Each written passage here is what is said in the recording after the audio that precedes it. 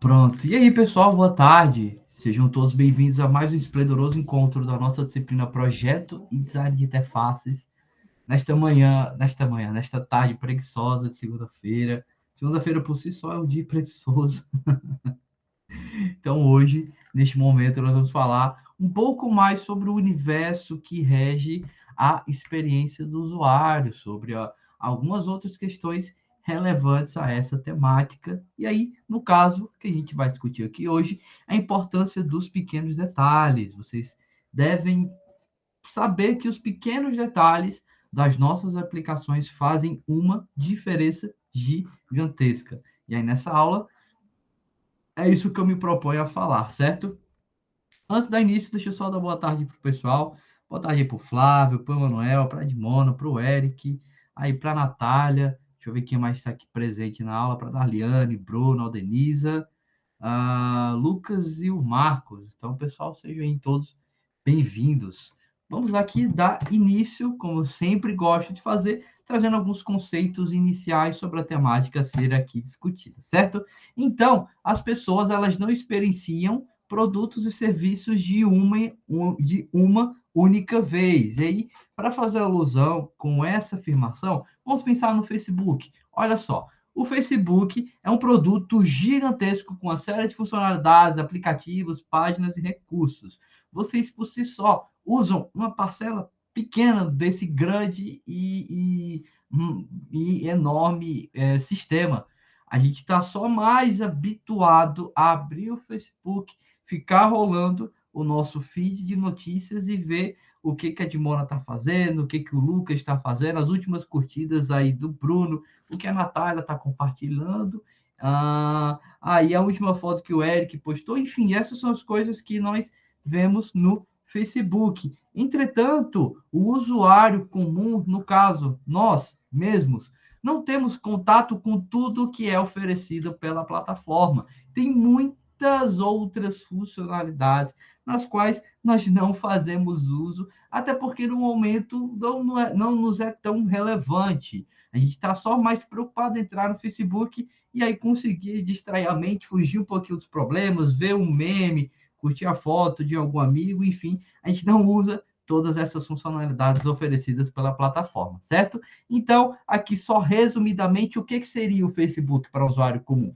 É aquela mensagem que um amigo te mandou e você respondeu em segundos, ou então demorou um tempinho aí para responder, ou então aquele passatempo de passear pelo feed no seu celular, curtir um post enquanto está esperando o almoço ficar pronto, é uma notificação que você recebe aí durante o seu dia, fulano de tal hoje está fazendo aniversário, Cicrano das tantas curtiu sua foto, ou então uma foto que você decidiu compartilhar com sua família, e aí apareceu lá a notificação no Facebook de que a sua tia curtiu lá e comentou o seguinte: lindo da titi, colocou o coraçãozinho, que são as coisas aí clássicas que as nossas tias fazem. Então, o Facebook, esse sistema gigantesco, ele se resume a isso para o usuário comum. Essas são as suas principais funcionalidades. Mas, como eu falei no slide anterior, ele não é só isso. Temos muitas outras funcionalidades que não nos interessam no momento. A gente está fazendo só uso do que é mais comum.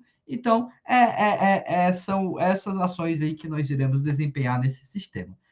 Certo? E aí, as pessoas que trabalham com o Facebook, elas têm um contato maior com esse produto digital. Elas têm noção de todas as funcionalidades, se não todas, a maior parte, se não a maior parte, pelo menos as mais importantes, certo? Funcionalidades que são oferecidas aí por esse sistema. E aí, nós, usuários finais, temos uma visão fragmentada do que esse produto é. Estamos vendo o que nos interessa, não tudo o que o produto se refere, tudo que ele é composto, todas as suas funcionalidades, tudo que ele é capaz de fazer. Não, a gente só está interessado no que nos interessa. Faz até sentido. O nosso foco é direcionado para isso. E a melhor alusão é com esse Facebook que a gente só faz uso de uma pequena parcela de tudo que esse sistema tem para oferecer.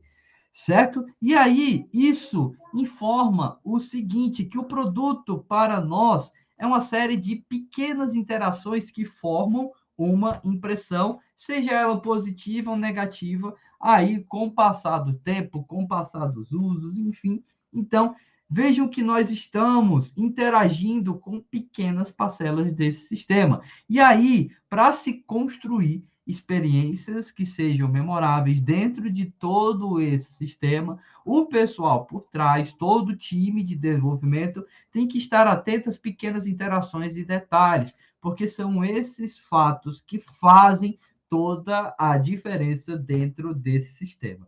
E aí, dentro aqui do universo da experiência do usuário, esses pequenos pontos de contatos são chamados de microinterações, certo? As microinterações, olha só, são momentos contidos de um produto que gira em torno de um único caso de uso, ou seja, que tem apenas uma função principal. Então a gente pega o todo e aí foca em uma microinteração, uma funcionalidade que ele oferece e aí dedica esforços para fazer com que essa pequena funcionalidade, essa microinteração proporcione ao usuário a melhor experiência possível.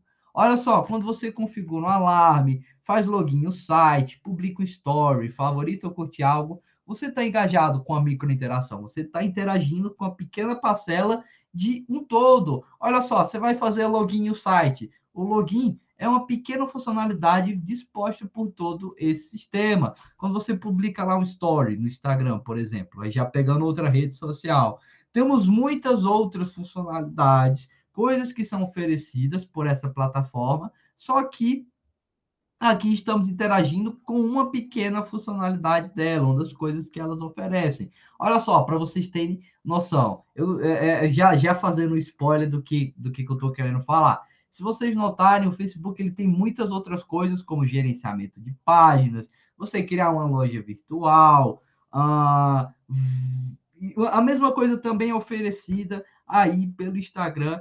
E são tantas funcionalidades que até mesmo eu me enrolo um pouco para falar sobre elas. E aí isso já demonstra que tem muita coisa nesses sistemas que estão passando batidas por nós. Ou melhor, que estão sendo ignoradas, porque não nos interessam. Ah, eu não quero criar uma página. Beleza. Então essas funcionalidades aí ficam de lado. Ah, eu não quero criar uma loja virtual. Então essas funcionalidades aí ficam de lado e aí vai, certo? O Emanuel disse, ó, fazer anúncios, eventos, grupos, enfim, já percebe que a gente tem muita coisa ali a ser feita nesse sistema, certo? E aí essas microinterações, elas estão em todo lugar, nos aplicativos que estão aqui no nosso smartphone, nos softwares, no sistema acadêmico que utilizamos, Fluxo Cigarra, na rede social em que a gente cria nosso perfil, enfim. Então, muitas aplicações e produtos, eles são construídos com a presença dessas microinterações, ou, olha só que interessante, são construídos em torno de uma única microinteração, a funcionalidade principal que rege todo o sistema que vai ser desenvolvido ao seu redor, como é o caso aí do Instagram. Olha só, qual é a principal funcionalidade que o Instagram possui? Antes do surgimento dos stories, que hoje os stories é o que bomba, é a principal funcionalidade oferecida por esse sistema, e aí não é à toa que o pessoal por trás tem que trabalhar para oferecer a melhor experiência possível nos stories.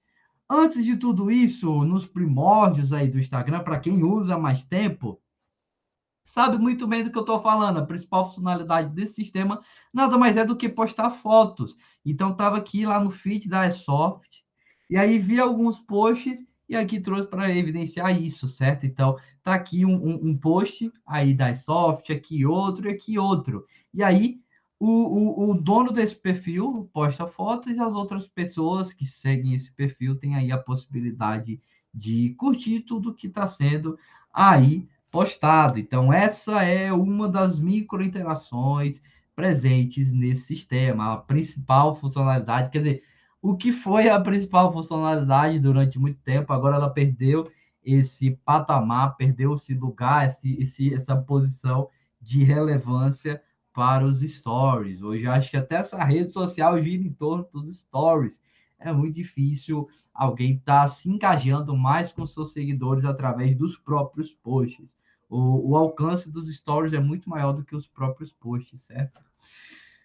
Realmente o senhor falou que as fotos não serão mais o foco. Pronto, perfeito. Olha, o Manuel já trouxe uma afirmação de peso, então isso já evidencia que os esforços aí da rede social, do Instagram, já não estão tão direcionados a proporcionar a melhor experiência possível no feed aí de fotos. Eles agora estão mais preocupados em melhorar a principal funcionalidade, a microinteração, que é a questão aí dos stories. Olha só, pessoal, vamos aqui pensar. Eu não sei se vocês utilizam a versão beta, mas enfim, acho que também inclui. Sempre que surge uma atualização aí no Facebook, vem algo no Facebook, sempre que surge alguma atualização aí no Instagram, vem algo novo incluído. Geralmente, esse novo, está presente lá nos stories. É um novo selo de uma campanha, ou então ou uma nova funcionalidade, aí como o negócio aí do Reels que surgiu há pouco tempo, ou então alguma outra coisinha que eles colocam. Então, vejam que eles sempre estão melhorando os stories. Agora o feed, pessoal, quando foi que vocês viram alguma atualização relacionada ao feed? Quando foi que surgiu algum novo botãozinho aqui? Porque esses são os clássicos, ó, de curtir, comentar e compartilhar, certo? Aqui de salvar, aqui as outras opções, enfim. Mas faz muito tempo que a gente não vê uma funcionalidade nova, uma novidade relacionada ao feed, mas relacionada aos stories, a gente vê aos montes, sempre tem coisa nova ali nos stories. Aí, para quem usa a versão beta, essas coisas novas, elas aparecem antecipadamente, e aí depois, para as outras pessoas, aparece. Tinha até uma funcionalidade que era bem engraçada, que aconteceu comigo, ela sumiu do nada, não sei porquê, que sempre que eu dava alguma reação nos stories de alguém, a reação ela ficava meio que num balãozinho flutuante, no rodapé dos stories aí do dono do perfil. E aí a maioria das pessoas não faziam uso dessa versão beta do Instagram, e eu era o único com essa funcionalidade. E às vezes outras iam perguntar: meu Deus, como é que você fez isso? Me ensina. Aí eu ia lá explicar que eu fazia uso da versão beta e as coisas chegavam bem antes para ser testadas, enfim. Mas isso sumiu, não sei se alguém, se no dispositivo de alguém ainda tem, mas foi um exemplo aí que aconteceu comigo e que demonstrou que eles estavam engajados em proporcionar, trazer melhorias aí para os stories. Ó, o Manuel falou o seguinte: acho que o último foi uma pasta de publicações salvas. Pronto, ó, tá aí, ó, acho que uma novidade aí para o feed, mas mesmo assim, não tem tanta relevância, não tem tanta visibilidade quanto as atualizações aí que os stories têm, certo? Não tem tanto engajamento. É tanto que eu nem sabia dessa pasta aí das publicações salvas. Quando você segura em cima do botão salvar, aparece. Tá aqui. Geralmente eu só clicava nesse botãozinho e salvava. Então, olha só que interessante, pessoal. Para quem ainda não viu isso, então é só clicar aqui nesse botãozinho, segurar, e aí, pelo que eu entendi que o Manuel falou, você vai criar diferentes pastas para salvar os seus itens, certo? Ah, exemplo aí de dias de rolagem horizontal do Insta. Então, pessoal, é isso. Eles estão mais engajados nessa funcionalidade principal que rege todo o sistema. E aí, se vocês perceberam bem a alusão que eu estava fazendo agora há pouco com o Facebook, o Instagram não é só stories. Você não entra nessa rede social só para ver os stories. Não. Você tem muita coisa que ali pode ser feita. Você pode conversar com seus amigos, você pode visitar uma loja virtual, você pode criar uma loja virtual, você pode salvar os seus posts, você pode criar Reels, sei lá, tantas coisas. Ó, pronto, só que a gente vê aqui embaixo, ó, essa funcionalidade aqui da lojinha, aqui dos Reels, se eu não estou enganado, aqui de pesquisar, enfim, a gente tem muita coisa. Aqui as mensagens, porque não está aparecendo, mas geralmente fica esse íconezinho aqui do aviãozinho de papel. Enfim, a gente tem muita coisa dentro dessa rede social, só que eles acabam focando muito mais nessa interação principal, essa micro interação, que é a questão aí dos stories. Lives, IGTV, enfim, tem muitas outras coisas. Flávio falou o seguinte: é sempre mais interessante focar o sistema, aplicação em uma ou duas microinterações, ou a caso em que tentar melhorar todos os pontos é mais vantajoso. Então, Flávio, pensando assim no mundo dos negócios, é melhor você ter algo muito bem arquitetado e despender os seus esforços nisso, do que você tentar fazer o sistema perfeito. Porque tentar fazer o sistema perfeito, tentar proporcionar melhorias em todas as funcionalidades e o sistema, deixá-lo assim o mais incrível possível, é algo custoso não só na questão financeira, mas também questão de tempo, de recursos humanos, enfim.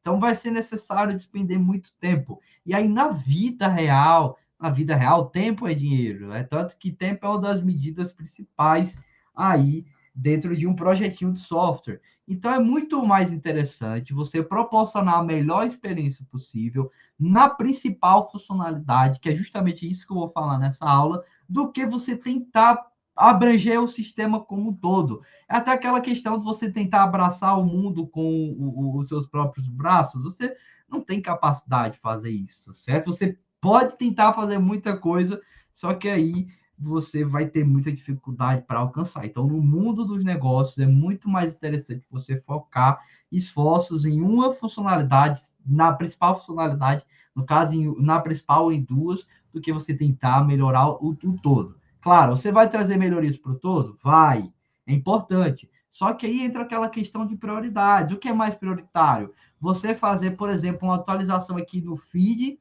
que quase nem todo mundo usa, que nem todo mundo posta foto, inclusive tem vários amigos meus que não postam fotos assim há anos no feed, mas sempre estão postando alguma coisa nos stories. Então, é mais importante você despender esforços em algo que as pessoas não usam tanto ou despender esforços que as pessoas ou despender esforços em algo que as pessoas usam massivamente. Se criou agora toda uma configuração universal em torno disso, que esses stories vieram para revolucionar as redes sociais. É tanto que a gente até falou nas aulas passadas, todas as redes sociais agora têm stories, certo? Todas elas criaram funcionalidades semelhantes. Então, é muito mais importante você despender esforços no que é principal, no que vende mais, no que tem a maior visibilidade, do que tentar abranger o todo. Então, só retomando, traga melhorias no todo, mas priorize o que é principal. Pronto, até o que a gente falou, o Twitter também tentou e tirou os stories, que eram os fleets, se eu não tô, acho que esse era o termo. E aí não, aparentemente não deu muito certo, o pessoal estava utilizando aí com outros propósitos, enfim, e eles acharam mais relevante retirar. Então tá aí uma rede social bastante conhecida que hoje em dia não possui uma funcionalidade parecida com os stories, mas muitas outras redes sociais aí possuem, certo? O do TikTok tá vindo aí também. De fato, ó, só para vocês verem como isso está presente. Tem agora no YouTube. Lá no YouTube acho que são os shorts que chamam. Instagram já existia. Facebook tem. O WhatsApp tem com a questão aí dos status. Ah, não sei, deixa eu ver aqui outra rede social. Enfim, não sei se lá na Twitch tem, eu não uso Twitch, mas talvez tenha para criar mais engajamento para os criadores de conteúdo, certo? Enfim, então isso foi algo que, se vocês perceberam bem, mudou todas as configurações aí das redes sociais, porque proporciona engajamento. É a forma mais rápida de você alcançar um público maior. Pronto, o Snapchat aí que o Emanuel falou, ele foi o promissor de tudo isso. A rede social girava em torno de você postar essas fotos com meio que um prazo de validade para o pessoal visualizar. E aí, se eu não estou enganado, tentaram comprar, acho que foi o pessoal do Instagram que tentou comprar isso, e eles não quiseram vender ideia, então eles criaram algo parecido, conseguiram ter mais sucesso e mataram de vez o Snapchat. Acho que hoje em dia existe essa rede social, mas se você perguntar aí para as pessoas, acho que para 100 pessoas, você pega 5 pessoas aleatórias, provavelmente 2 ou 3 terão essa rede social, o resto aí talvez nem conheça, certo? Eu, particularmente, nem tenho mais. Não sei se alguém aqui na turma tem, acho bem difícil, porque morreu a rede social. A aplicação talvez exista, mas ela praticamente morreu e aí está tendendo ao fracasso, ao esquecimento.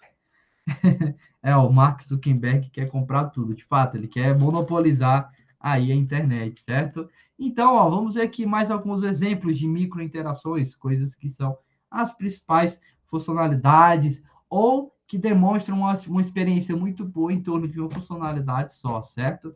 Olha só, aqui o padrão de desenhar a senha para desbloquear o smartphone Android. Vejam aqui que nós temos uma microinteração, certo? E aí isso também simboliza algo aí dentro dos nossos dispositivos. E aí todos os dispositivos eletrônicos também têm essa funcionalidade, certo? Então, aí os dispositivos Android, dispositivos iOS, enfim, a gente sempre tem algo que desbloqueia o nosso smartphone e demonstra uma microinteração. E aí o pessoal por trás trabalha em torno dessa funcionalidade para proporcionar a melhor experiência possível. Ó, temos aqui o Slide to Lock do iPhone.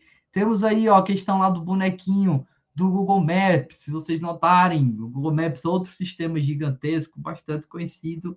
E aí a gente pega uma pequena funcionalidade desse gigantesco sistema, que é o bonequinho, arrasta ele, olha, está até aqui nesse cantinho, não sei se dá para ver também, mas aqui está ele. E a gente clica nele, arrasta, solta em qualquer ponto aqui do nosso mapa. E aí, se tiver sido um mapa, se tiver sido feito um mapeamento terrestre com o carro aí do Google, que eles andam com uma câmera gigantesca aí no telhado, se tiverem feito esse mapeamento terrestre, então você vai poder andar aí por essa via e aí vai conseguir visualizar como é essa localidade, certo? Aí que aqui, no momento do print, eu estava lá na nossa universidade, aqui é lá na UFES, então fui lá matar a saudade, coloquei o bonequinho e aí eu vi como é que estava o campus na época aí do print, certo? Aqui, ó, de 2019, maio de 2019, então nós ainda estávamos. Pronto, não era época de pandemia, isso, que até os ônibus aqui estão presentes, certo? Então, aí, bem antes da pandemia, ficou registrado lá o nosso campus e está aí presente lá no Google Maps. Não sei se já atualizaram recentemente, até porque eles atualizam com um longo intervalo de tempo, mas se já tiver atualizado, vocês verão outra coisa. Se não, se forem lá fazer o teste, é essa visão aqui que vocês terão, certo? Beleza? E aí, isso também demonstra outra microinteração, a pequena funcionalidade desse sistema, talvez uma das mais, na verdade, talvez não, uma das mais importantes, porque quem usa tanto o Google Maps ou é para conseguir se locomover de uma localidade para outra, ou para poder visualizar as coisas, certo? Então, eu falo por mim, essas são as principais funcionalidades que eu faço uso. E se a gente parar para pensar, no Google Maps, o que a gente tem? A gente pode marcar locais favoritos, a gente pode calcular trajetórias, a gente pode criar um novo ponto turístico, um local aí para o pessoal ir visitar, certo? Sugestões. Enfim, tem muitas coisas que a gente consegue fazer nesse sistema, mas aí a essência dele acaba sendo essas principais funcionalidades, de você se locomover de uma localidade para outra, de você visualizar como foi feito esse mapeamento terrestre. Eles trabalham em cima para criar a melhor experiência possível, porque é isso que acaba vendendo esse produto, certo? Aqui, outra experiência de microinteração do próprio sistema do Windows, quando a gente clica na logotipo dele, então ele mostra várias coisas relacionadas a esse sistema operacional, certo? E aí também foi planejado para criar a melhor experiência possível. Isso era algo clássico desse sistema operacional, existia aí desde os primórdios, desde lá do Windows XP, Windows Vista, enfim, tinha lá o botãozinho, você clicava e via as principais funcionalidades. E se vocês perceberam, assim, ao longo do tempo, ele foi melhorando, foi trazendo outras experiências aí para os usuários, porque a gente só via a listagem dos itens. Hoje você tem essas categorias e aí sugestões, ó, tava até vendo aqui questão do tempo, certo? Ó, a gente pode aqui também conectar com o Spotify, enfim, sempre estão trazendo melhorias para tudo isso. O Emanuel falou, incrível como a Google pensa em cada detalhe.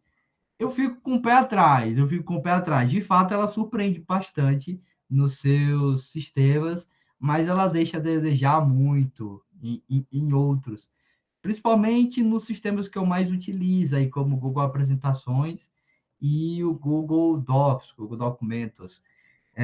Na minha experiência, eu sinto que aquele sistema ainda não está totalmente completo, porque fazendo comparativo aí com o mais consolidado, o Word tem muitas outras coisas aí que o Google Docs, por exemplo, não possui. O PowerPoint tem muitas outras coisas que o Google Apresentações não possui. E aí, na maioria das vezes, eu tenho que pesquisar, fazer uma pesquisa no Google para saber como fazer algo dentro daquele sistema. E aí, na maioria das vezes, eu descubro que não é possível.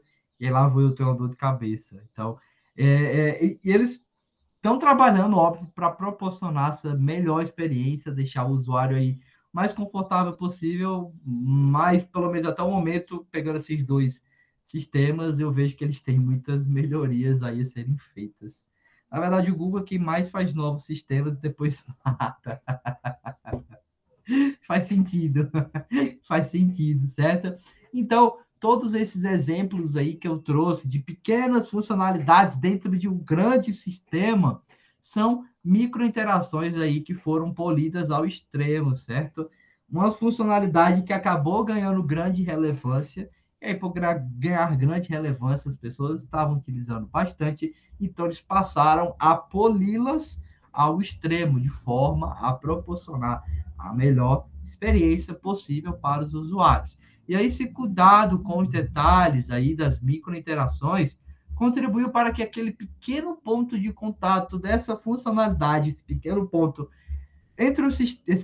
de contato entre o sistema e o usuário, ele fosse único, icônico, prazeroso e fácil de usar.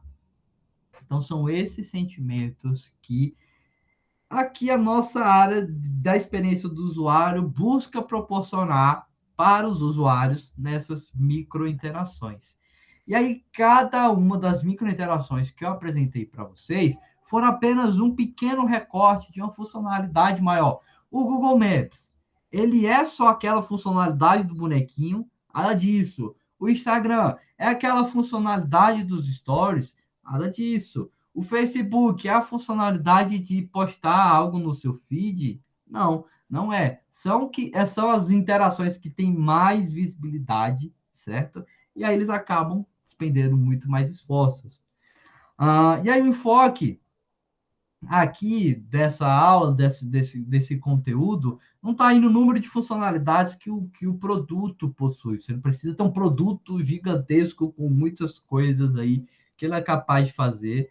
Não, não é necessário. Tente ter essas pequenas interações que garantem as melhores experiências possíveis para o seu usuário, e aí o seu sistema já vai ter uma boa visibilidade e já vai proporcionar esses sentimentos aqui em quem utilizar. Ele vai ser único, icônico, prazeroso e fácil de se utilizar, certo? Eu estava até falando sobre isso, não sei se alguém que está pagando análise, projeto de sistemas orientados a objetos, o nome da disciplina é bem grande comigo, mas eu tinha até falado sobre isso, a gente tem até uma abordagem chamada time boxing, que você prioriza as funcionalidades que o sistema deve oferecer, e aí você trabalha em cima daquilo que é prioritário, que está no topo dessa sua lista de prioridades. E aí vocês sabem que projetos de software, eles têm um prazo a ser cumprido, então você trabalha no que é principal, garante que aquilo seja utilizável para o usuário e entrega para ele, certo? Dentro desse prazo. Não deu para fazer todas as funcionalidades, só deu para fazer as principais. Ótimo, você já está entregando algo para o usuário dentro do prazo estabelecido. E aí você vai continuar tocando o projeto para frente para poder entregar toda a totalidade do que foi exigido pelo usuário. E aí isso sim também tem alusão com essas nossas microinterações ou com as interações aí das principais funcionalidades, porque você está focado em entregar o que é primordial, o que tem mais destaque dentro do sistema, certo? E aí, essas microinterações, elas são vistas como as menores unidades possíveis da experiência do usuário, só que menor não vai simbolizar insignificante. A gente tem essa mania de utilizar esse adjetivo para meio que descredibilizar algo, para minimizar algo. Só que aqui, menor é no sentido de que vai ser só uma funcionalidade em específico, certo? Você está reduzindo, você tem todas as funcionalidades, e aí você vai lapidando tudo isso até chegar a uma única. Então, nesse ponto que você encontrou uma microinteração. E aí, se ela for o que tem mais destaque no seu sistema, ótimo, excelente. Trabalhe em cima disso. Deixe ela polida ao extremo e proporcione as melhores sensações possíveis para os seus usuários, certo? E aí algumas interações podem ter impacto grandioso em como as pessoas experienciam um produto e uma marca, que é justamente o que eu acabei de falar. Você vai lapidando tudo, vai encontrando as suas microinterações e aí entende o que cada uma dessas microinterações faz, observa quais delas são as essências aí do seu sistema e aí trabalha para proporcionar a melhor experiência para cada uma delas. Certo? E aí, para refletir ainda a respeito disso, olhem só, poucos designers e desenvolvedores, eles dedicam tempo suficiente para pensar nos detalhes que fazem um produto ser único. Pessoal, não sei se alguém aqui já teve experiência como designer, mas vocês aí já desenvolveram algum sistema na vida. Acho bem provável mesmo que vocês já tenham aplicado isso em vossas experiências aí acadêmicas ou talvez profissionais. Acho muito difícil que alguém tenha visto, tenha criado um sistema, mesmo que seja para o trabalho de disciplina, e tenha pensado a respeito da principal funcionalidade que rege em torno daquele sistema e buscado torná-la mais única, icônica, e a melhor de todos. Acho isso bem difícil, até uma afirmação de peso aí do livro que eu estudo, que ele enfatiza esse ponto, porque não é algo que está habituado a se fazer aí, na verdade, não é algo que está enraizado na mente dos designers e dos desenvolvedores. Eles acabam trabalhando aí no produto como um todo e aí perdem essas oportunidades de criar experiências únicas. Porque pensando aí no todo, o usuário ele vai fazer uso de uma pequena parcela das funcionalidades, e aí se você está despendendo muito esforço aí no todo, então você está sujeito ao fato de que essas funcionalidades não estarão tão bem lapidadas, porque para elas serem lapidadas, elas precisam, é preciso tempo, preciso esforço, dedicação. Olha só, outra alusão que eu fiz na minha outra turma, na turma aí de análise e projeto. Pegando esse exemplo aí que eu falei agora pouco do Google Docs ou do Word, vocês sabem que tem muitas funcionalidades ali presentes naquele sistema, não é verdade? Sim. Só que aí me digam, quais são as principais funcionalidades que vocês utilizam? Ou melhor, quais são as funcionalidades que vocês utilizam desse sistema? Você está escrevendo algo nele, já que é a essência desse sistema, está copiando e colando, está deixando em negrito, está mudando a fonte, está aumentando a letra de tamanho, ou no máximo está marcando algo lá com aquela funcionalidade que é tipo um marcador. Acho que é marcador o nome dessa funcionalidade. Enfim, isso é o que você faz dentro desse sistema. Então, essas são as principais microinterações, certo? Ele tem outras microinterações, outras pequenas funcionalidades, só que aí você raramente as utiliza. Como, por exemplo, você pode aí, pelo Google Docs ou pelo Word, criar uma fórmula matemática. E aí, isso é algo que eu até estava brincando com meus alunos, vocês talvez nunca tenham utilizado na vida, ou se utilizaram aí, com certeza foi menos de que 4 vezes, porque é algo muito específico. E aí demonstra que é uma funcionalidade que está presente lá no sistema, só que as pessoas elas utilizam muito pouco, porque foge aí da principal funcionalidade desse sistema e ela se caracteriza, portanto, como uma microinteração que não é tida como a principal, certo? O Flávio falou o seguinte: pior que mesmo a pessoa entendendo os usuários, quando passa para o desenvolvimento, os detalhes passam batidos. De fato, é por isso que a gente tem todo esse universo, toda essa ciência por trás para proporcionar esse entendimento aí para vocês, certo, pessoal? E aí, quando vocês entendem o que é principal, o que é essência do seu sistema, vocês têm oportunidades excelentes para melhorar a experiência do usuário. Se vocês não fizerem isso, vocês vão deixá-las passarem despercebidas. Se fizerem, se trabalhar em cima dessas principais funcionalidades, as nossas principais microinterações, que é uma funcionalidade pequenininha, certo? Trabalhar em cima de tudo isso, deixar as mais lapidadas possíveis e proporcionar a melhor experiência do usuário, seu sistema com certeza vai ser marcante para o usuário. Faz até sentido, porque é o que o usuário mais utiliza. Se você vai deixar a experiência por trás dessa funcionalidade a mais incrível possível, a mais icônica, a mais única, ele vai ter muito carinho, muito apreço pelo seu sistema, certo? Há quem defenda que essas microinterações elas são supérfluas, em especial aí no mercado de desenvolvimento de software. Por quê? O mais importante é fazer o produto funcionar, disse o seu chefe aí preocupado com prazo. Então, se você pretende colocar um produto novo no mercado, essas microinterações podem ser oportunidade para criar destaque em relação aos seus competidores. Entretanto, é como eu disse, elas trazem essas oportunidades de se fazer uma experiência mais icônica, incrível com os usuários, entretanto, elas vão demandar tempo. E tempo aí na vida real é dinheiro, certo? Aqui, tempo na nossa universidade não, acaba não sendo dinheiro porque vocês não estão trabalhando em projetos reais. Na verdade, tempo é, pronto, o sinônimo de dinheiro aqui no nosso campo são as notas de vocês. Então, se vocês aí demoram para entregar um trabalho, não entregam ele, vocês perdem nota, não perdem dinheiro, certo? Na vida real, não. Tempo é dinheiro. Então, você vai ter um chefe no seu pé, vai ter clientes chatos cobrando a toda hora. E aí, se você for trabalhar muito em cima dessas micro interações, for despender muito esforço para fazer a melhor experiência possível, você vai acabar demandando um pouquinho mais de tempo aí no projeto, certo? Professor, isso não seria algo negativo? De fato, é algo negativo. Mas os ganhos por trás, eles superam e cobrem todos esses aspectos negativos, porque vai garantir que o produto ele vai ser muito mais aceitável, muito mais icônico aí para o usuário, porque afinal você está buscando proporcionar a melhor experiência possível nas principais funcionalidades que os usuários utilizam. Então vejam só que bacana pensar a respeito disso. E aí hoje em dia é comum que esses produtos eles surgem em mercados extremamente competitivos.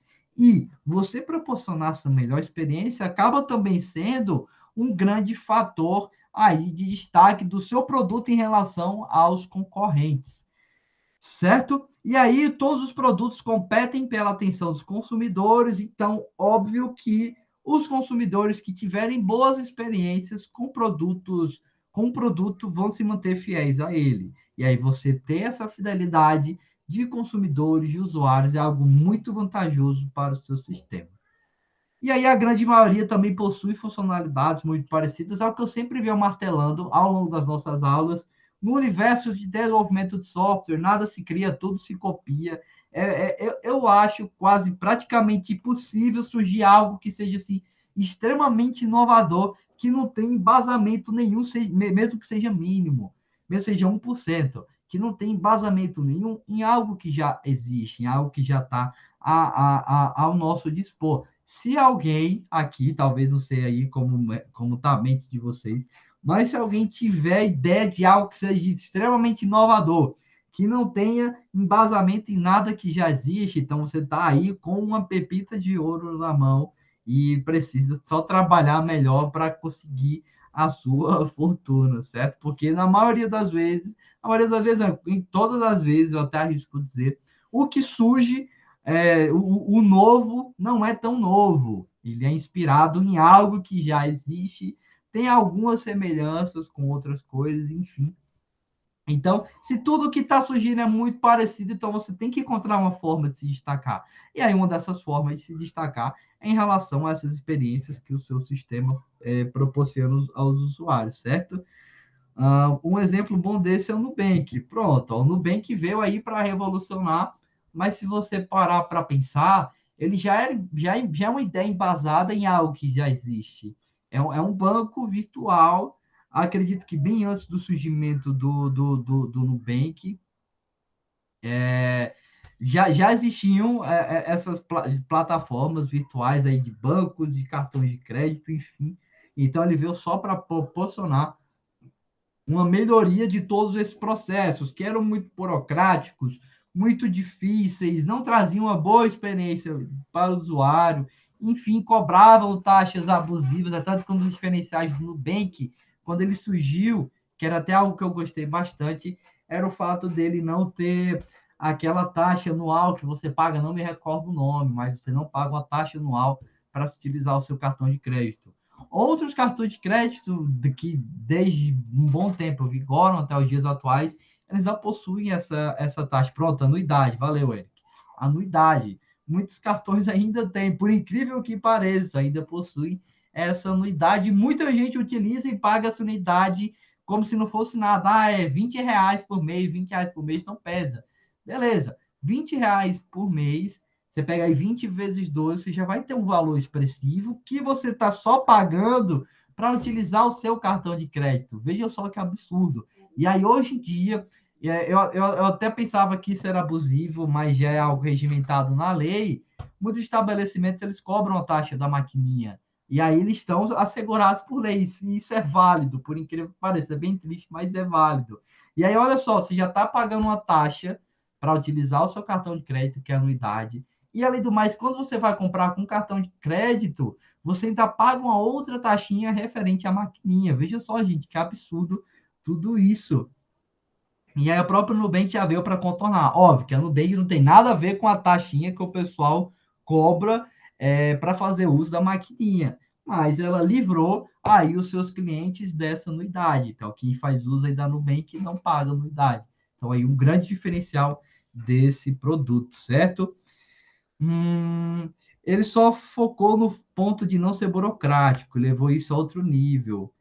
É, de fato, acho que é o grande diferencial, é tanto que quando surgiu, eles até tinham uma propaganda em volta disso, um cartão de crédito sem tantas burocracias.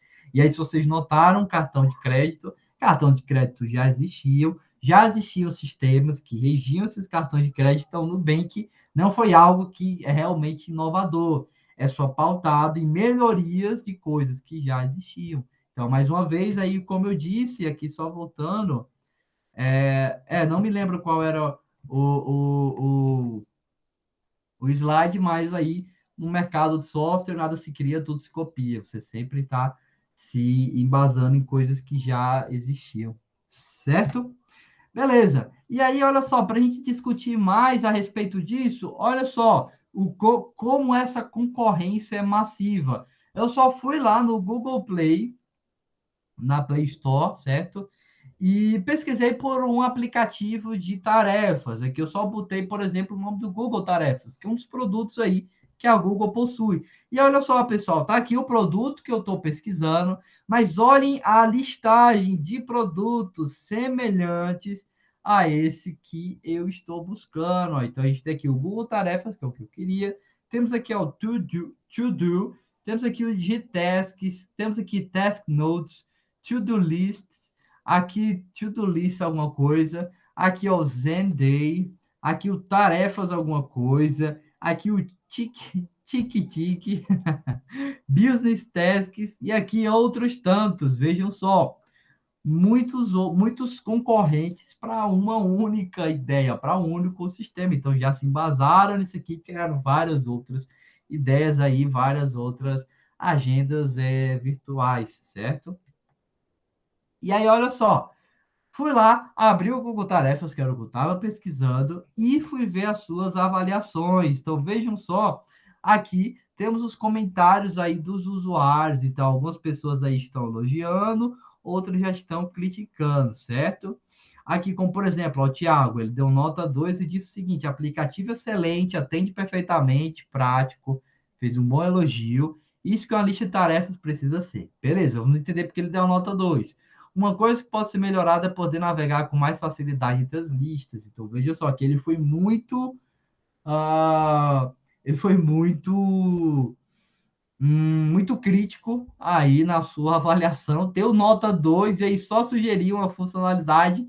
E aí, beleza, olha só, uma coisa que pode ser melhorada é poder navegar com mais facilidade entre as listas. Pessoal, o que, que ele está pedindo? Está pedindo uma micro interação, uma pequena funcionalidade aí que ele sentiu falta e que proporcionou para ele uma experiência tão negativa a ponto de fazê-lo com que ele desse uma nota 2 para esse sistema. Mesmo ele elogiando. Veja só como os nossos usuários eles são criteriosos. Vocês no futuro, quando lançarem os vossos produtos, vocês encontrarão usuários assim, usuários aí como o Thiago, que vão fazer o melhor elogio para o seu sistema, mas pela falta de alguma coisinha ou por algum errinho que eles encontraram, eles vão ser bem cruéis, bem severos na avaliação. Foi o que o Thiago fez, ó, uma nota 2 de 5 é abaixo da média, que aí que a média seria 3 no caso, certo? Então ele elogiou, mas só ressaltou uma funcionalidade para ele que ficou faltando, que é navegar com mais facilidade entre as listas, e isso proporcionou experiência negativa para ele,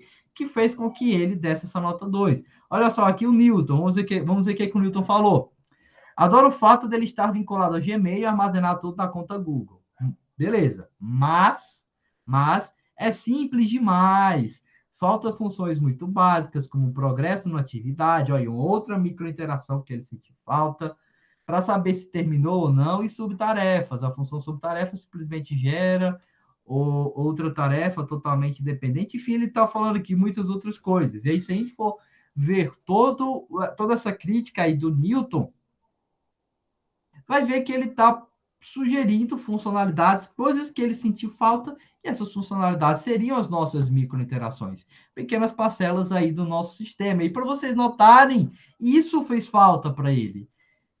Uma pequena funcionalidade. E se tivesse, iria fazer com que ele se sentisse tão bem e não desse aqui a nota 2 de 5, não desse só 2 estrelinhas, talvez desse a nota máxima, porque ele ia se sentir aí bem satisfeito.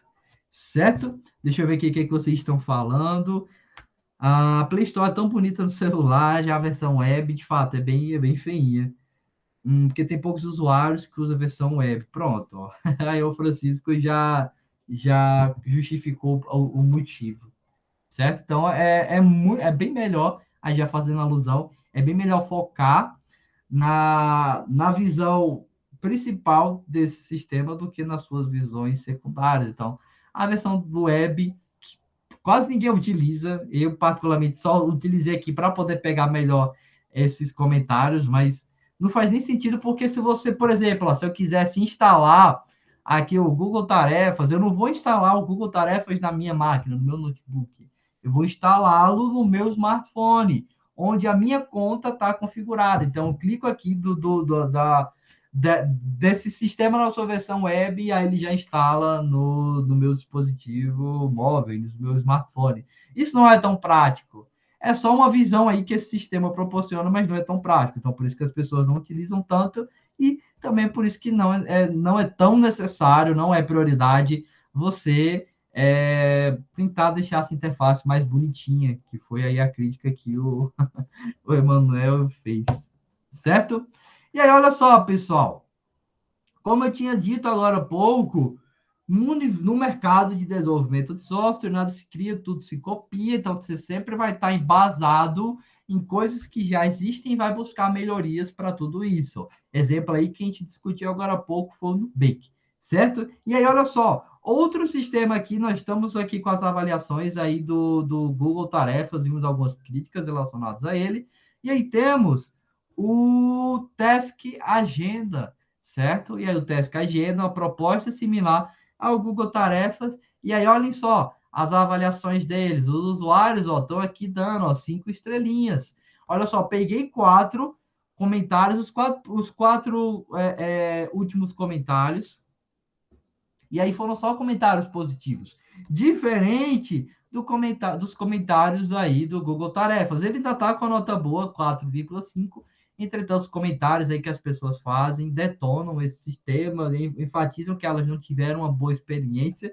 E aí o Task Agenda buscou pegar tudo isso que as pessoas estavam apontando como melhorias e proporcionar a elas a melhor experiência possível. Então, aqui todo mundo só elogia, ó, aqui o que a Keila disse.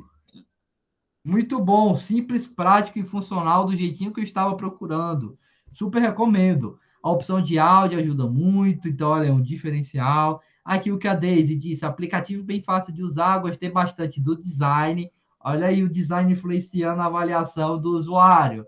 Vejam só a importância de tudo isso. Não é à toa que nós temos essa disciplina e toda uma ciência por trás de se fazer o melhor design possível para o usuário, porque isso é um fator que diferencia o seu sistema e também é algo que engaja melhor os seus usuários. Foi aquilo que a Daisy disse, ó. Gostei bastante do design, é prático para o dia a dia. Vejam só que interessante, o design fez com que ela tivesse essa visão positiva aí do sistema, um grande diferencial. Baixei ontem, já me ajudou muito a lembrar dos compromissos hoje, super indico, certo? Então, olhem só que legal aí o que o Task Agendas fez. Ele tem uma nota maior do que o Google Tarefas, só que ele tem aqui uma parcela menor de usuários, mas mesmo assim nós temos aí avaliações muito positivas. Os usuários elogiam o sistema. E aí, para um usuário, pense por vocês, para um usuário se dar a tarefa de se desvirtuar do que ele está fazendo com o aplicativo e dedicar alguns segundos ou alguns minutos, depende aí do que ele vai escrever, para avaliar um aplicativo, isso simboliza que ele gostou muito ou que ele não gostou e quer descer o sarrafo.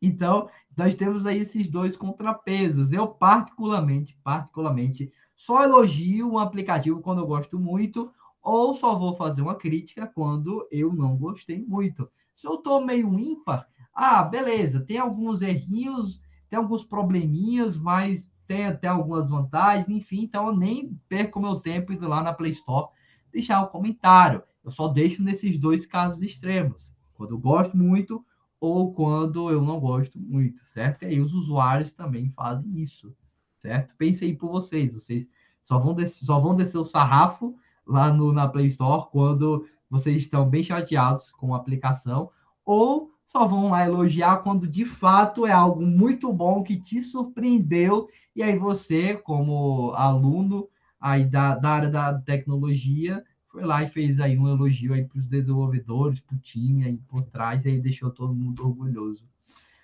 O Manuel disse o seguinte, eu não sei se essas críticas seriam válidas, porque tarefas aparentam ser mais um bloco de notas rápido do que realmente organizador de tarefas.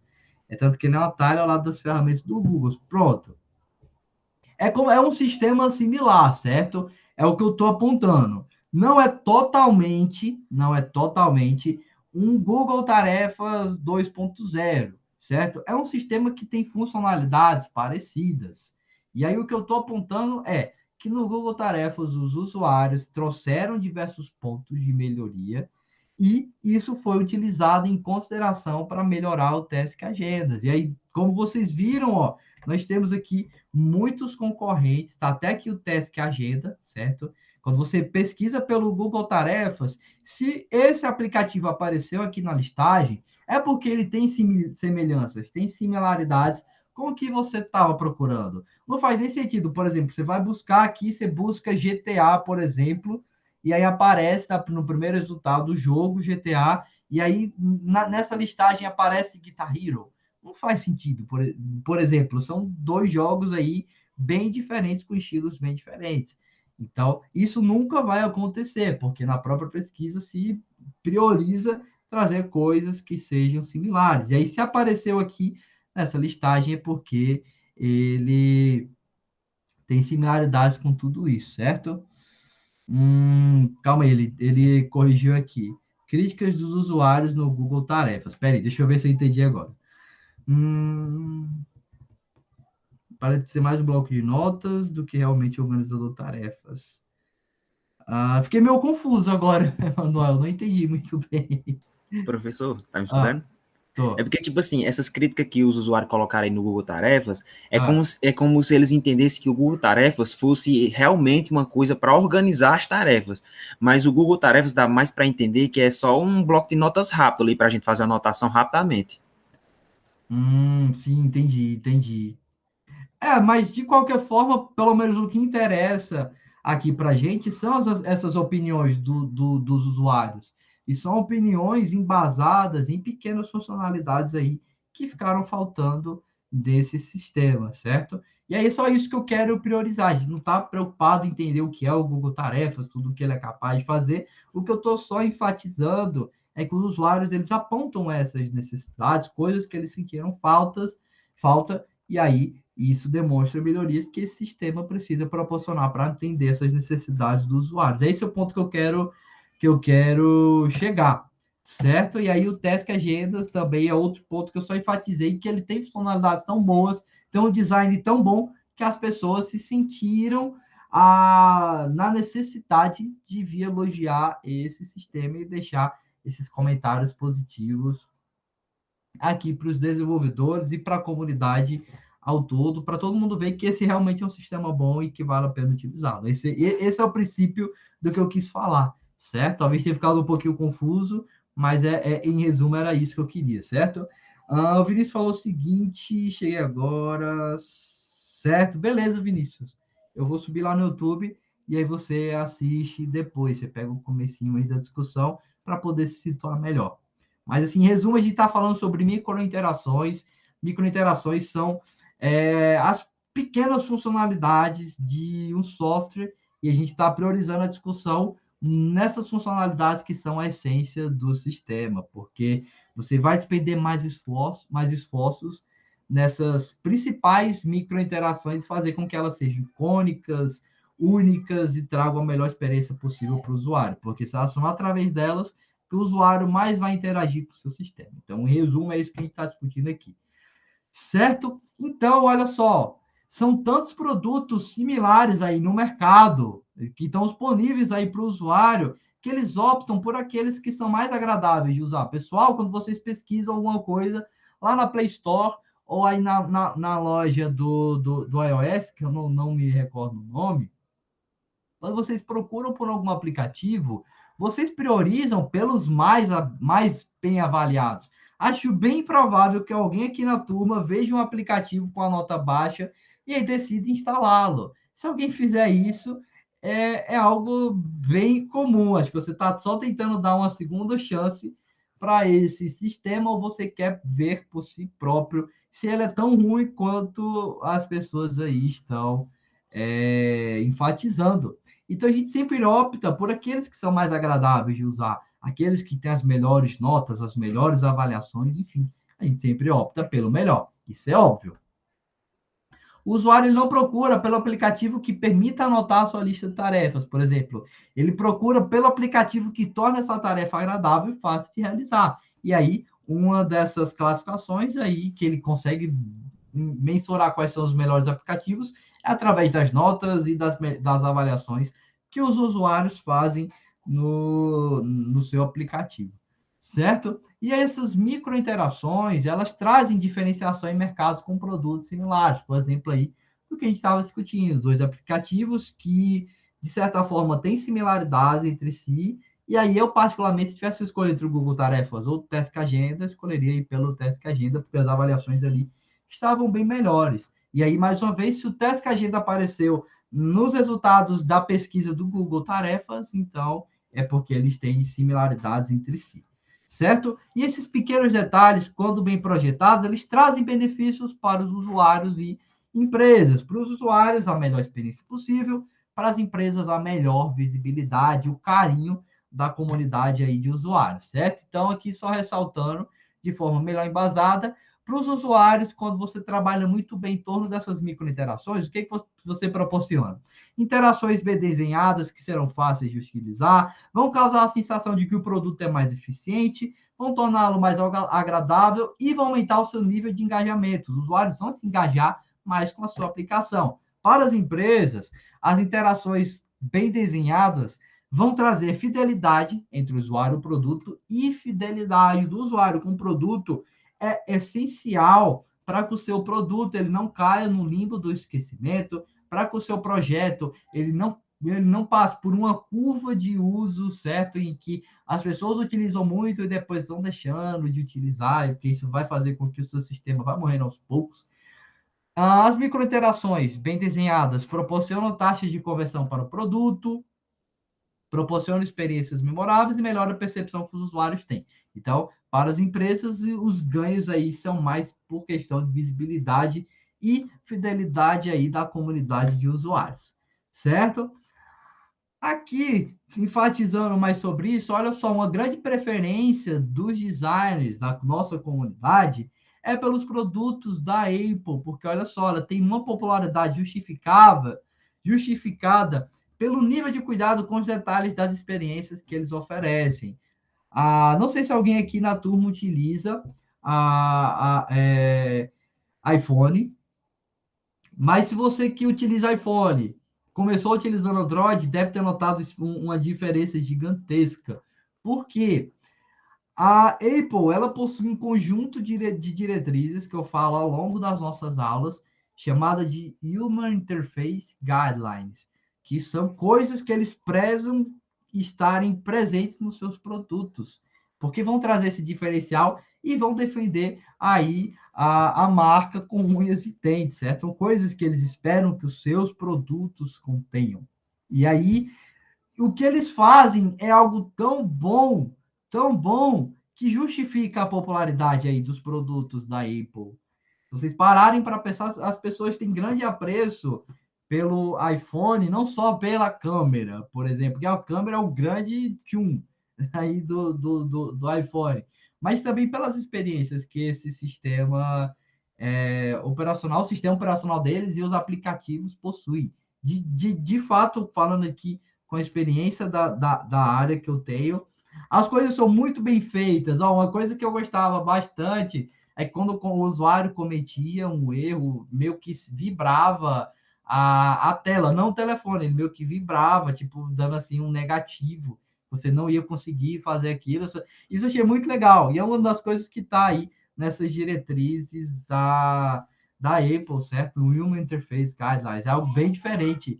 Justifica aí essa visibilidade que esses sistemas têm, certo? Bem, pequenos detalhes afetam a percepção que os usuários têm das experiências das quais eles passam.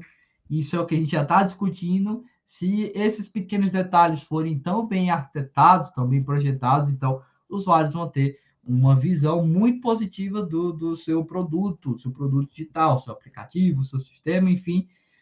O mesmo ocorre, na verdade, o contrário também ocorre. Se algo não for tão bem implementado, eles vão ter essa visão aí negativa, certo? E aí, fazendo alusão, olha só, isso não se aplica somente a produtos digitais.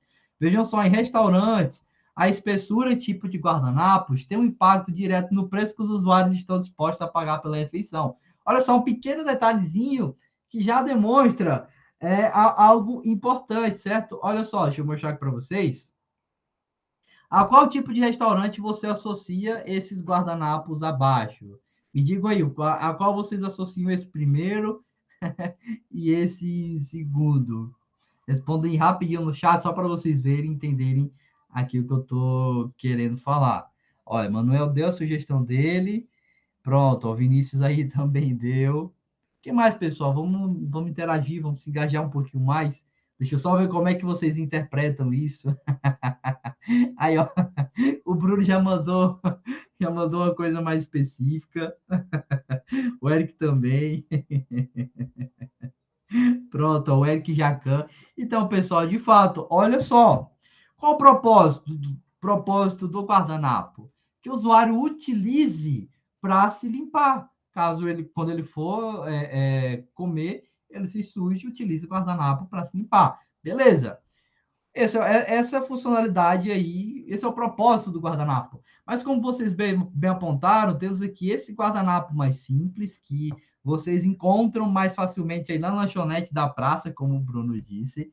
E esse outro, que é já um guardanapo aí de pano, vocês encontram aí em restaurante de burguês, como o Eric apontou, restaurantes aí do Eric Jacan, certo? Então, veja só, um pequeno detalhe que já faz toda uma diferença. Veja só, você chega lá, olha só, pessoal, como seria estranho. Você chega na lanchonete da praça, e aí você senta lá na mesa, encontra esse guardanapo. Qual vai ser a sensação que você vai ter? Você vai achar que o que aquela lanchonete da pracinha oferece para você vai ser muito caro, porque eles estão utilizando esse guardanapo que causa essa sensação. Você vai ficar com a impressão, opa, acho que aqui o produto está caro, acho que agora eles estão vendendo, sei lá, hambúrguer gourmet, aí super caro, não, então acho que eu não quero comer aqui. Ou então você chega num restaurante super chique, encontra lá na mesa esses guardanapos aqui de papel. Você já vai ficar com impressão negativa do estabelecimento, porque você já vai perceber que aquilo tá, tá meio que não é desconcertante, discrepante, tá discrepante, certo? Não faz sentido, não é o lugar daquele papel, desse guardanapo de papel estar presente. E aí você já vai menosprezar a qualidade da comida desse restaurante, por mais chique que ele seja. Mas se ele possui esses guardanapos de papel, você vai ter uma visão negativa e vai menosprezar os itens aí oferecidos por esse restaurante. Então, olha só como esse cuidado com os pequenos detalhes fazem uma diferença gigantesca. E é por isso que é importante vocês terem uma atenção dedicada a tudo isso, certo? Os dois limpam, mas a segunda é mais agradável. Flávio diz isso, mas na cidade dele, em lanchonete tem gente. Coitado, coitado. Ó, aí alguns de vocês podem chamar de lencinho, mas eu conheço aí como guardanapo, certo? Lencinho, guardanapo, enfim, vocês entenderam bem o propósito. Então, beleza, prosseguir aqui, então, guardanapo é um detalhe aí que passa muitas vezes despercebido para aqueles que são responsáveis por desenhar a experiência de se comer um restaurante. De se comer em um restaurante, desculpe. Porque é um pequeno detalhezinho que já faz essa diferença toda e já evidencia aí o que a gente está discutindo aqui ao longo da nossa aula, certo? Então, esse pequeno detalhe afetou o subconsciente dos consumidores. Se o guardanapo de tecido está presente na lanchonete da praça, você já tem uma visão diferente, já acha que os produtos dele estarão muito caros e você já vai ficar preocupado se vai ter condições de pagar, ou se você encontra guardanapos de papel, você já vai menosprezar a comida oferecida por esse restaurante. Pode ser o restaurante do Eric Jacan. Você chega lá no restaurante do Eric Jacan, encontra guardanapo de papel, imagina a decepção que você vai ter. Você vai ficar decepcionado e já vai imaginar que talvez o Eric Jacan não seja tudo isso que as pessoas falam que a mídia propaga tanto. Você já vai ficar assim, não, acho que a comida daqui não deve ser tão boa, e você já vai ficar assim, poxa, vou pagar tão caro por algo que talvez não seja tão bom. Olha só, tô com guardanapo de papel aqui na mesa hoje, que estranho. Então, esse pequeno detalhe afetou o subconsciente dos consumidores, certo? Vocês mesmos já apontaram o próprio local em que aqueles dois guardanapos devem estar presentes, a lanchonete da pracinha e aí um restaurante 5 estrelas, um restaurante aí de burguês. E tudo isso tem impacto direto na percepção que as pessoas têm sobre o estabelecimento, certo? E aí sim, agora, tendo discutido sobre tudo isso, não sei se vocês perceberam, ainda estou nos conceitos iniciais, mas não se preocupe, vai dar tempo de falar sobre tudo isso. Eu fiz todo esse aparato para vocês perceberem a importância dos pequenos detalhes, que são as nossas microinterações. E aí, para você aplicar muito bem essas microinterações, eu ainda não disse como se fazer isso. Dentro da área da UX, dentro desse nosso universo da UX/UI design, perdoe, me corrijam sempre quando eu usar só o termo UX, porque senão eu vou estar falando sobre outra coisa. Dentro da área da UX/UI design, temos algumas práticas que são importantes que vocês, futuros UX/UI designers, sigam, vocês implementem nos nossos produtos. E aí eu vou falar agora sobre essas boas práticas que são altamente recomendadas para vocês, certo? Então, para quem estava se questionando, professor, como eu satisfaço, como eu aplico a melhor experiência possível nas microinterações do meu software, do meu sistema, chegou esse momento aí de sanar suas dúvidas. Então, primeira boa prática que eu aponto nesta aula é evite elementos em excesso. Olha só, é comum que você adicione na tela, é comum que você adicionar um novo elemento na tela quando você precisa apresentar uma nova informação para o usuário. Você quer mostrar algo novo, então você pensa, beleza, eu vou colocar um novo elemento, vou colocar aqui uma nova caixinha ou alguma outra coisa, enfim. Mas entra o questionamento: por que você não reutiliza um desses elementos na tela? Porque isso já vai permitir que você não sobrecarregue a sua interface com muitos elementos e vai garantir o reaproveitamento do que já está presente ali na tela. Então, olha só, traga aqui um exemplo disso com pagamento com cartão de crédito aí no Mercado Pago. Olha só o que eles fizeram. Estou aqui lá com a tela do Mercado Pago, vejam aqui a tela minimalista, que foi até uma palavra-chave das nossas discussões passadas. E aí estou aqui com essa interface bem minimalista mesmo, bem focada no que realmente importa. Então, quando eu me deparei aqui nessa tela, estava fazendo uma compra aqui no Sabor do Sertão, e aí fui pagar algo com o meu cartão de crédito. E eles mostram aqui o meu cartão de crédito e pedem número do cartão, vencimento, nome do titular e código de segurança. Geralmente, essas informações você já encontra aí no seu cartão, na frente ou no verso dele, como é o caso agora da Nubank. Então, você vai preenchendo todas essas informações e aí, olhem só o que acontece. Ele já vai refletindo essas informações que você vai adicionando e já vai modificando esse elemento aqui que está disposto. Isso é uma microinteração. Ele só está voltado a essa funcionalidade, mas fez isso de uma forma tão massa que permitiu aí que o usuário pudesse ter uma experiência boa com tudo isso. E aí, Vinícius já está dizendo aí que eu esqueci de preencher os campos. Foi intencional, viu? Intencional, senão aí vocês veriam a numeração do meu cartão de crédito, estaria ferrado. Do nada chegaria compras aí, é... compras aí bem, bem caras, certo? Não, aqui era só um exemplo, certo, Eric?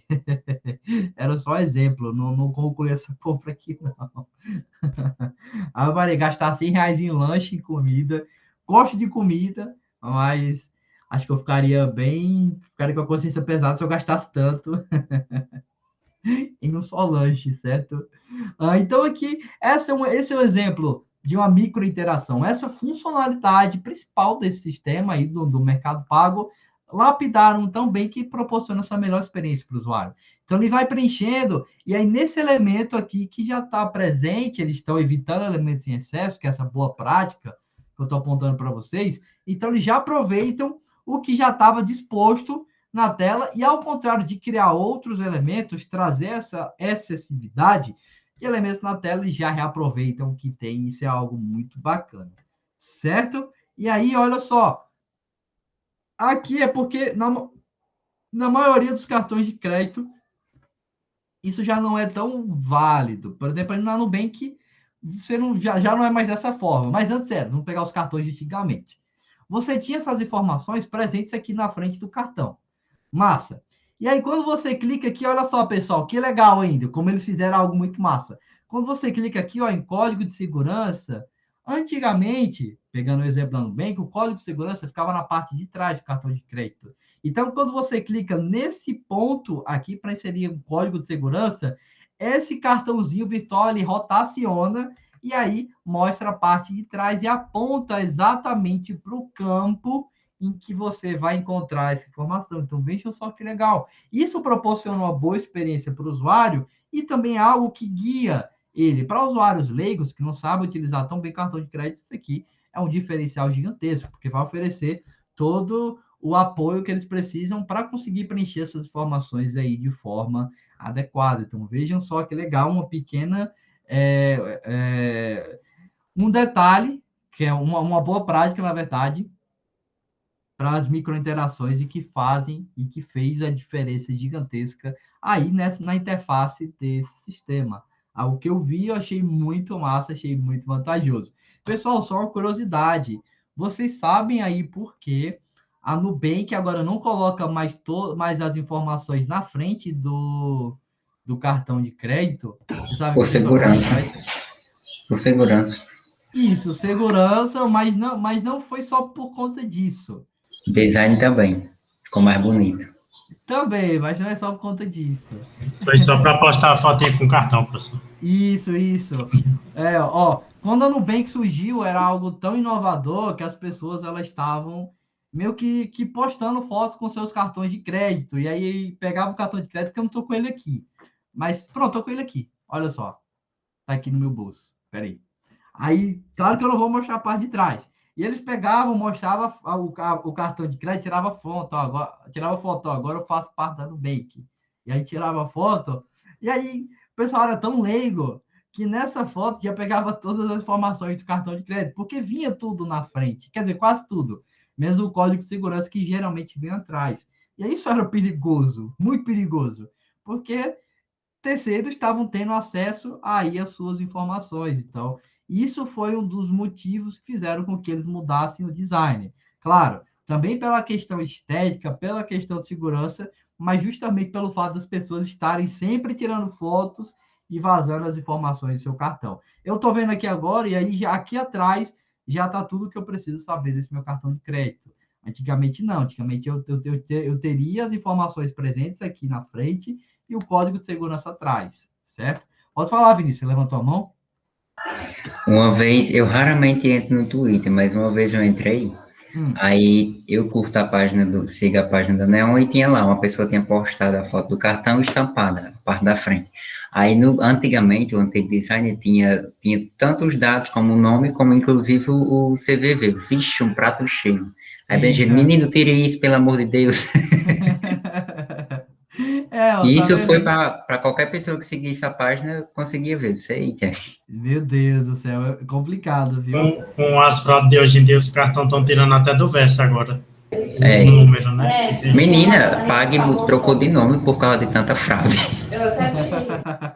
Ó, tá vendo aí a preocupação deles? Então, essas mudanças também é algo importante vocês terem em mente, que essas mudanças aí na estética dos produtos, sejam eles físicos ou digitais, ela não é somente assegurada pela parte estética, mas também pela segurança que se busca proporcionar aí para os seus usuários. Então, a gente fez aí exemplo com cartões de crédito, mas outros sistemas também tiveram modificações nas suas interfaces para garantir também uma maior segurança, uma maior comodidade, por que não, para os seus usuários. Aí são coisas aí que vocês se depararão aos montes nas experiências futuras e profissionais, nas futuras experiências profissionais de vocês, certo?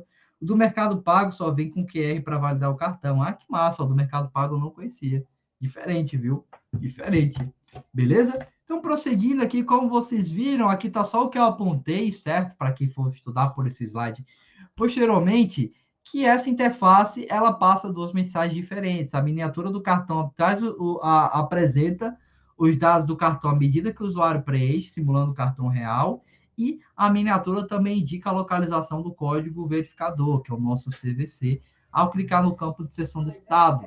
E aí, fazendo alusão com essa nossa primeira boa prática de evitar elementos em excesso, eles já pegaram um único elemento e fizeram com que esse único elemento ele fosse capaz aí de que nesse único elemento já fosse capaz aí de fazer todas essas interações possíveis, beleza? Próxima boa prática, revele, desculpe, informações de forma progressiva. Olha só, uma medida simples que evita que a interface fique poluída. Você está revelando as coisas de forma progressiva. E aí os elementos, eles não são elementos que não são estritamente necessários no primeiro momento, podem ser apresentados bem depois. Você pode apresentar aí as coisas bem posteriormente, como, por exemplo, os comentários em aplicativos da Play Store, que foi o que nós vimos agora há pouco. Então, para quem for visualizar essa interface, não vai ver tudo de uma vez só, vai ver as coisas aí aos pouquinhos, certo? Então, vê lá, 5 comentários por página. E aí passa para outra página, vê mais comentários, enfim. Então, isso também é uma boa prática em relação a essas microinterações que a gente veio discutindo ao longo das nossas aulas, beleza?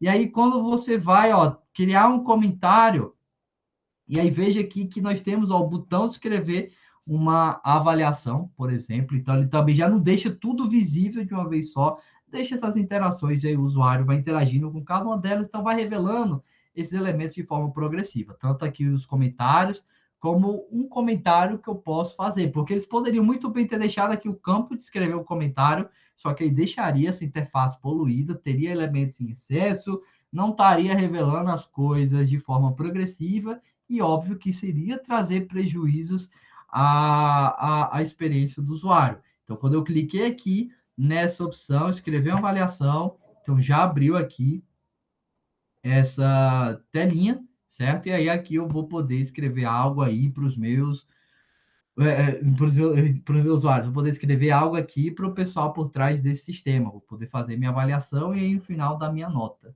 certo? Foi o mesmo que fizeram no YouTube, só ver os comentários se quiser. Pronto, ó, em relação ao aplicativo. Então, é um outro pequeno cuidado com as micro-interações que fizeram diferenças aí expressivas na experiência do usuário, certo? Terceira boa prática, pessoal. Cria experiências personalizadas. Olha só que bacana. À medida que o usuário começa a interagir com o seu produto, você vai coletando informações sobre o uso que ele faz desse seu produto. E aí você pode utilizar essas informações para criar experiências personalizadas. Um exemplo disso são as recomendações aí do YouTube.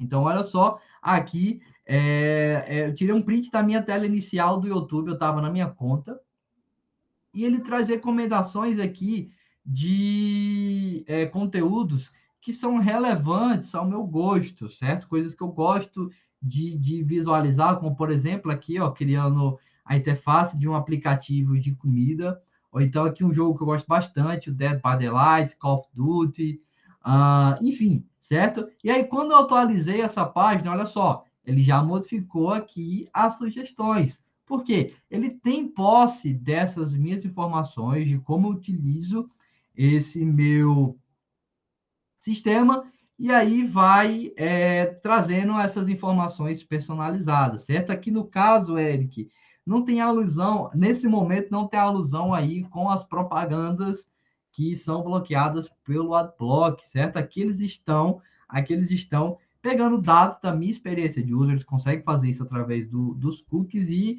gerando sugestões personalizadas, certo? Mas aqui, se, por exemplo, tivesse aparecendo propagandas, aí também seriam relacionadas a isso. Eu disse em relação ao quadro primeiro aí em branco, né? Isso aí se dá por causa da Adblock, né? Sim, não, isso aqui é. Aqui provavelmente seria uma propaganda, porque eu utilizo Adblock, eu não gosto. Para quem estava presente aí na palestra, ou para quem assistiu depois, até porque vocês precisam fazer relatório, viram que a gente falou sobre isso, sobre essa questão de se coletar os dados do usuário para se gerar propaganda personalizada, e aí agora tem toda uma lei que rege isso. Enfim, a gente falou sobre essas coisas por trás dessas propagandas personalizadas, beleza? Mas aqui só o que eu queria apontar é em relação à própria plataforma, ao YouTube, que eles fazem a coleta desses meus dados e aí gera sugestões personalizadas, de acordo com o que eu gosto de consumir. Olha, o meu estilo de música de rock, gosto também aqui não é do jogo, precisamente, são só músicas que são meio que ambientadas nesse universo. Eu gosto bastante. Ó, minha banda preferida, Arctic Monkeys. Aqui o canal que eu acompanho bastante, como o Vinícius apontou, o canal Tech.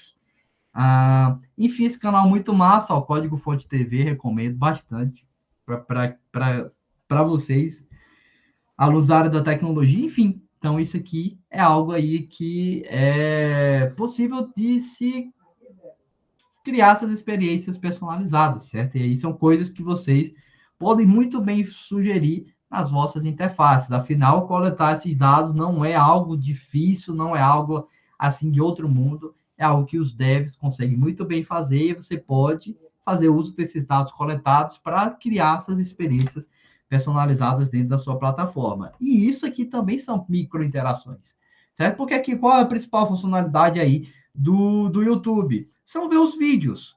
certo? Você está induzindo, você quer, na verdade, que o usuário da plataforma, ele assista vídeos. E se você está direcionando para ele vídeos personalizados, então aí você vai estar satisfazendo a tudo que foi discutido aqui ao longo dessa nossa aula, que é fazer com que essas micro-interações, essas pequenas parcelas, essas pequenas funcionalidades que os nossos usuários utilizam, elas sejam as melhores aí possíveis. Certo? Quarta boa prática. Pessoal, está acabando, aguento só mais um pouquinho, certo? Quarta boa prática, adivinhe a intenção do usuário. Olha só. Então, as ações dos nossos usuários, o que vocês fazem por trás do software, sempre tem alguma intenção. E aí, talvez essa sua intenção ela não seja explícita ou consciente. Quando o X do barra Y Designer começa a pesquisar e entender os motivos por trás da ação realizada pelo usuário, ele consegue criar soluções criativas. Quando você já consegue pensar o que o usuário vai fazer, então você já vai proporcionar uma boa experiência de uso para esse usuário. Olha só, uma coisa que é muito legal que acontece no PicPay é quando o usuário ele já está com o número de um boleto copiado e clica em pagar. Pagar é uma microinteração desse grande sistema.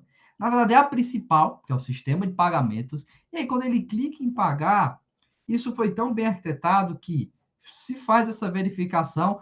O que está salvo aí na área destinada a copiar e a área destinada à cópia do usuário. Ele está com o número de um boleto pago. Então, já vamos sugerir que ele faça o pagamento dessa conta, porque já induz que, se ele está com o número de um boleto copiado, clicou nessa funcionalidade, nessa microinteração, pagar, então você já consegue entender a intenção do usuário por trás, já sabe que ele quer pagar um boleto, então você já pode fazer isso, refletir essa funcionalidade, essa intenção na sua própria plataforma, beleza? Outra coisa, aqui o botão Rewind do Spotify, ele tem uma pequena lógica por trás, que quando você meio que tá, a música ela tá no comecinho, eu não lembro quantos segundos até são, sei lá, acho que 10 segundos ou algo, ou pouco disso. Se o usuário até 10 segundos clicar em voltar, então significa que ele quer voltar para a música anterior, não que ele quer voltar para o começo da música. Se o usuário ele já está aqui, por exemplo, com a música bem avançada, e clica nesse botão Rewind, nesse botão aqui voltar, então já induz que ele quer voltar para o começo da música. Então vejam só, o processo por trás dessa interface já está tentando entender as intenções do usuário, porque você poderia ter dois botões diferentes para isso. Só que se você tivesse dois botões diferentes, você estaria desrespeitando a primeira boa prática que foi apresentada, que é de evitar elementos em excesso. Você já reaproveitar o que está ali disposto na sua interface, certo? Então tem essa lógica por trás. Então, se tá, acho que é porque eu não me engano, não lembro o valor exato, se está até 10 segundos, eu acho que é bem menos do que isso.